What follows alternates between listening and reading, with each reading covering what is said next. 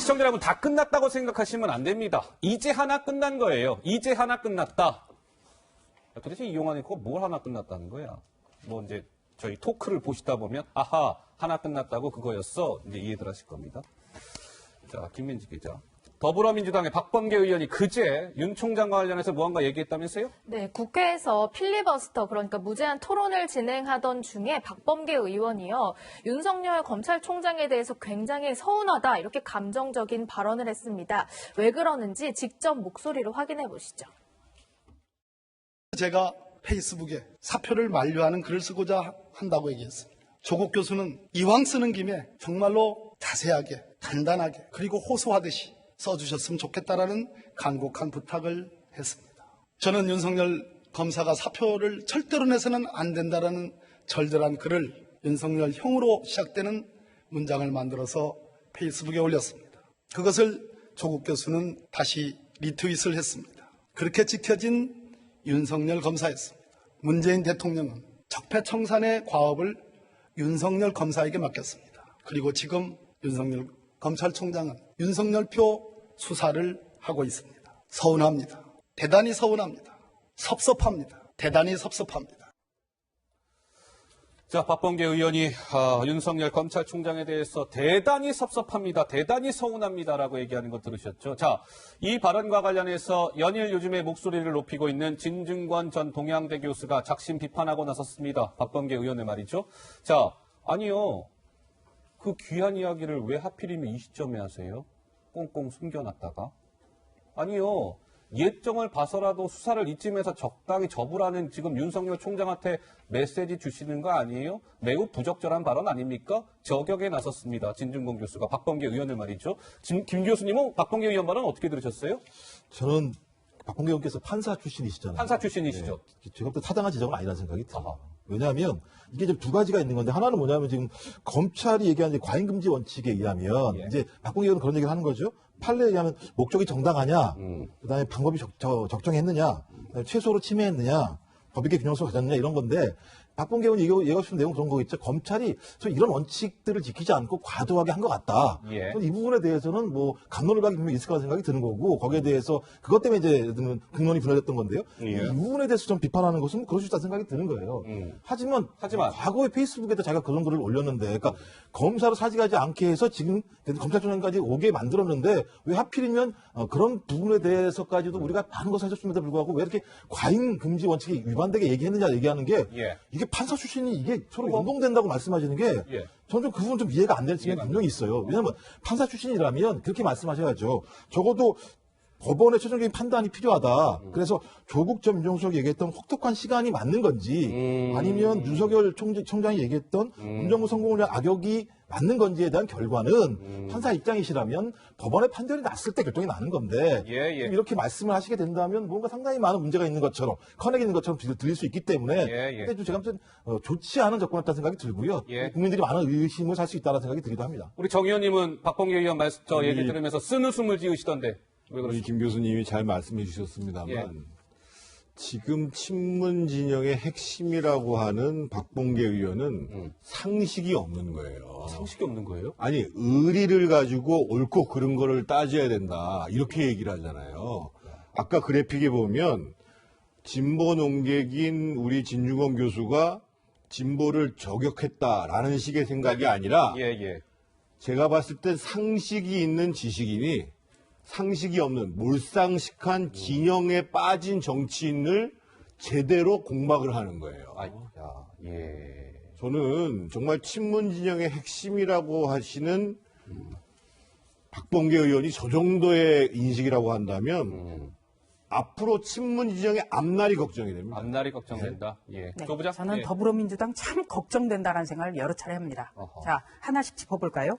우선 박범계 의원이 이 발언한 곳이요. 국회 연단에서 맞아요. 필리버스터 도중이었습니다. 네, 맞아요. 필리버스터가 뭡니까? 소수당이 다수당의 일방 처리에 맞서기 위해서 하는 합법적 의사진행 방해를 필리버스터라고 하는데 여당이 필리버스터를 하면서 계속해서 사적인 대화를 해요. 홍익표 의원 같은 경우에는 뭐 유시민 씨 변호를 하지 않나. 또 박범계 의원 같은 경우는 무슨 윤석열 검사 사표를 만료하는 것을 조국 교수와 같이 의논했다. 이런 얘기를 해요. 이게 국회라든지 필리버스터라든지 이런 무게를 한다면 이런 발언이 가능할까? 예. 이거는 페이스북에 정도 올릴 정도 얘기입니다. 예. 자, 그리고 또 한 가지. 조국 교수가 윤석열 검사 사표 만료하는 거를 어떻게 해달라, 더 세게 써달라 이런 부탁을 했다는 거예요. 2013년에. 예. 그렇다면 조국 교수가 폴리페서란 얘기죠. 어허. 서울대 교수라는 사람이 예. 여당 의원한테 이런 걸 써주세요. 그래, 내가 써줄게. 이렇게 지금 논의했다는 거 아닙니까? 예. 이것도 웃기고 또 한 가지. 윤석열 검사가 사표 절대로 내서는 안 된다고 하면 자신이 글을 올렸다고 해서 또 조국 교수가 부탁을 했다고 해서 윤석열 검사가 사표를 안 썼다? 그것도 말이 안 되는 거죠. 말이 안 된다. 그리고 또 한 가지. 예. 서운합니다. 서운합니다. 대단히 서운합니다. 섭섭합니다. 수사에 대해서 예. 감정적인 호소라는 것. 법리적으로, 논리적으로 지금 어떻게 주장을 할 게 없으니까 감성적으로 나오는 거예요. 예. 그렇다면 박범계 의원 같은 경우에는 예. 판사 시절에 개인적 친분을 가지고 판단하나요? 이것도 짚어봐야죠. 알겠습니다. 자, 박범계 의원 얘기까지 해봤고요. 그러고 보면 김민지 기자, 요즘 진중권 교수가 굉장히 이 진보 진영을 거칠게 맹 비판하고 있죠? 네, 예. 원래는 이제 진보 논객으로 유명한 진중권 교수였는데요. 이 일부 진보 진영에 대해서 쓴소리를 아낌없이 하고 있습니다. 지난 27일에는요, 이런 얘기도 했어요. 문 대통령 주변에 간신이 너무 많다. 그리고 지금 윤석열 검찰은 그런 암세포들을 제거하는 중이다라고 암세포? 했고요. 어허. 친문 진영을 향해서 공적 권력을 사유화하고 있다. 이득을 챙기고 있다. 물 만난 야. 고기 이렇게 세게 비판하면서 비판했네요. 세게 얘기를 예. 했습니다. 그리고요. 뭐예요? 조국 전 장관을 향해서는 친문 세력들이 이 대선 카드 효용성을 이미 잃은 조국 그래요? 지금 이런 안중에 얘기도 했어요? 없습니다라는 얘기도 했거든요. 야. 윤석열 총장을 향해서도 한 소리가 있습니다. 그것은 목소리로 준비해봤습니다. 윤석열 씨는 문제가 심각하다고 판단한 거고 나름대로 충정이었다고 생각을 해요. 검찰의 입장에서 볼 때는 이거 셉니다. 검찰총장으로서 나름대로 판단이었고 나라를 위해서 이렇게 하게 되면 나라 전체가 수렁으로 빠질 것 같습니다라는 경고를 한 거다. 뻔히 아는데 이게 문제가 되기 너무 뻔히 하고 이걸 임명하게 되면 나라 전체가 완전히 그냥 블랙홀로 빠지는 게 뻔한데 검찰총장으로서 대통령한테 어떤 식으로든 사인을 줘야 되지 않겠어요? 그래서 그 부분도 이해되는 부분이 있겠고 그러니까 보는 데에 따라서 양쪽에 다 있는 긍정적인 측면과 어떻게 보면 부정적인 측면이 다 있다. 대체적으로 저는 그 윤석열 씨의 그 의도 이런 것들은 의심하지 않는 편이에요. 네, 진중권 교수 요즘 연일 목소리를 높이고 있습니다. 향후 행보를 한번 주목해서 보도록 하고요. 다 이유가 있을 겁니다. 진보 논객이 저렇게 진보 진영을 비판할 때는 뭔가 이유가 있을 거예요. 그렇죠?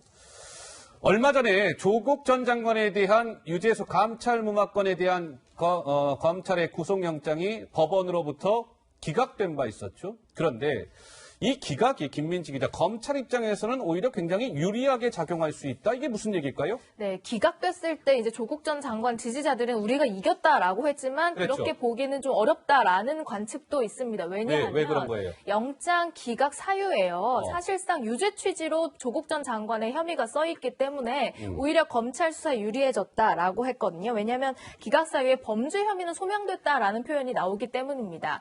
그리고 조국 전 장관은 정상적인 감찰 종료였다라고 주장하고 있지만 그런데. 이것들이 영장 단계에서 이미 범죄 혐의가 소명됐다고 함으로써 부인이 된 셈이기 때문에 조국 전 장관이 아니라 검찰에 오히려 유리한 결과다라는 얘기입니다. 아, 그래요. 기각은 됐으나 법원이 저 조국 전 장관에 대해 혐의가 없다라고 본 것이 아니라 혐의가 소명이 됐다 이렇게 밝힌 이상 아마 재판에 들어가면 유죄가 나올 가능성이 매우 크다 이런 것이죠. 그래서 지금 검찰이 이거 조국 영장을 다시 한번 쳐야 되나? 재청구하는 방안을 신중하게 검토하고 있답니다. 검찰의 칼날이 유재수 감찰무마건과 관련해서 조국 전 장관에 어떻게 향해 갈지는 저희가 좀 지켜봐야 될 것 같고요.